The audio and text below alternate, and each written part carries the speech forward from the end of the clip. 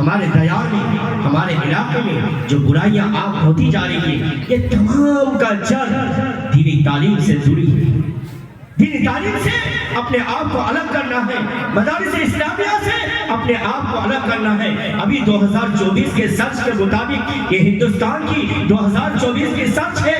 ہم لوگ جب بیٹھتے ہیں بڑے بڑے علماء کرام کے ساتھ، اکابرین کے ساتھ، تو یہ باتیں معلوم ہوتی ہیں کہ 2024 میں یہ دینی مدارس میں پڑھنے والے طلباء اور اسٹوڈنٹ کی جو فیصد اور پرسنٹیج ہے وہ 2% ہے، صرف 2%۔ کتنے پرسنٹ؟ 2% صرف۔ 98% کہاں ہے؟ 98% کہاں ہے؟ تعلیم حاصل کرتے منع نہیں، تعلیمی معیار میں آگے بڑھا، تعلیم حاصل کرتے ہیں، لیکن کسی اسکول میں، کسی کالج میں، کسی یونیورسٹی میں، اب ان میں سے دیکھیے 2%، 2% تو ہے جو دینی شرعی علوم حاصل کرتے ہیں۔ یہ 98% جو ہے، 98% ان میں سے 2% ایسے ہوتے ہیں جو دوسرے مکاتب وغیرہ سے اور دوسری جگہ سے کچھ دینی تعلیم اور کچھ دینی رسالے پڑھ لیتے ہیں، جن سے دین سے تھوڑی سی نسبت پیدا ہو جاتا ہے۔ بچہ 96%، یہ ہمارے بچے جو ہوتے ہیں، میں کہوں گا تو برا نہیں کہوں گا، اللہ ہم سبوں کو ہدایت عطا فرمائے، یہ 96% بچے اپنے ماں باپ کو بغیر نماز جنازہ کے دفناتے ہیں۔ یاد ہے آپ کو؟ یہ 96% بچے باپ کا جنازہ ہوتا ہے، سامنے کھڑا تو ہوتا ہے، لیکن دعا نہیں آتی ہے۔ ابھی اگر اسی مجمع میں کہا جائے، اللہ کرے سب کو آ جائے، شاید کوئی نکلے گا کہ جو اپنے باپ کی جنازے کی دعا یاد کر کے پڑھ کے جنازے کی نماز پڑھا سکتا۔ ہم اتنے محتاج، ہم دین میں اتنے کمزور ہو گئے۔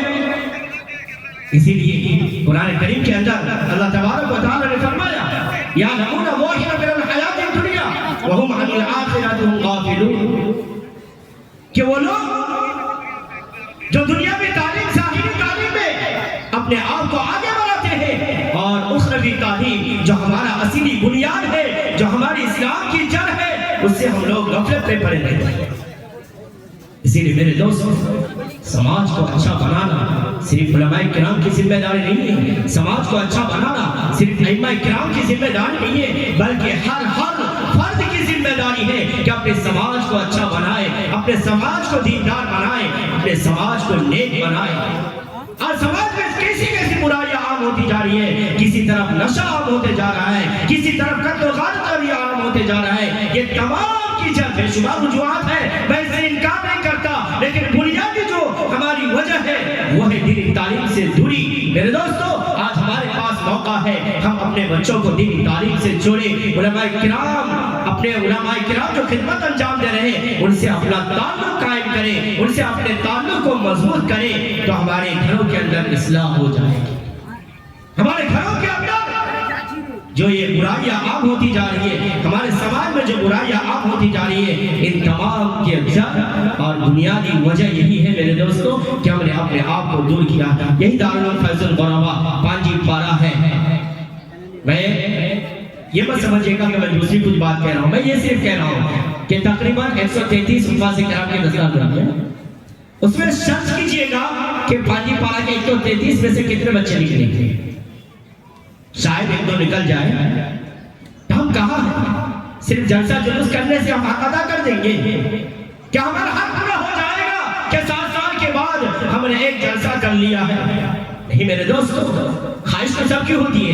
آج دیکھیے گا ایک ویڈیو بنائیں گے، حفاظ کرام کی ویڈیو بنائیں گے، خوشی ہوتی تبھی نہ بناتے ہیں، تو یہ خوشی کیوں نہیں ہوتی ہے کہ ہمارے اولاد کے سر پر بھی دستار ہو، تاکہ یہ دستار کل قیامت کے دن سونے کی تاج کے شکل میں ہمارے سر پر پہنایا جائے۔ یہ ہمیں فکر نہیں ہوتی، یہ کوئی مشکل کام نہیں ہے۔ اگر ہم آگے بڑھے، اپنے آپ کو آگے بڑھائے، تو ہمارا بچہ اگر ڈاکٹر ہو تو دوسری طرف حافظ قرآن بھی ہو سکتا ہے، انجینئر ہو تو دوسری طرف عالم دین بھی ہو سکتا ہے، پروفیسر ہو تو دوسری طرف نماز مکمل طور پر شریعت کے پابند کے مطابق پڑھا بھی سکتا ہے۔ ایسا فرد ہم تیار کر سکتے ہیں، یہ کوئی مشکل کام نہیں ہے۔ ایسا فرد ہم تیار کرنا چاہے تو کر سکتے ہیں۔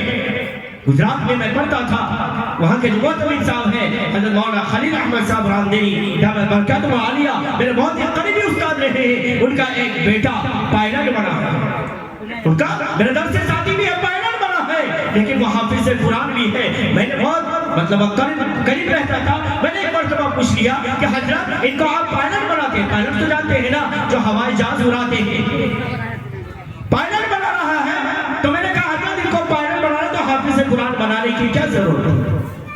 میرے دماغ میں اس واقعہ میں بات نہیں تھی، تو میں نے ایک جملہ بولا تھا کہ میں ایک مرتبہ سفر کر رہا تھا، تو پاکستان کا ایک پائلٹ تھا، وہ پاکستان سے آسٹریلیا کے لیے اڑان لیتا تھا، تو وہ اسٹیٹس ہو کے جانے میں ان کو 12 گھنٹہ لگتا تھا۔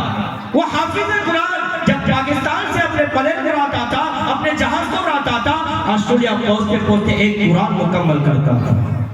اللہ، پائلٹ آدمی روزانہ ایک قرآن پڑھتا تھا۔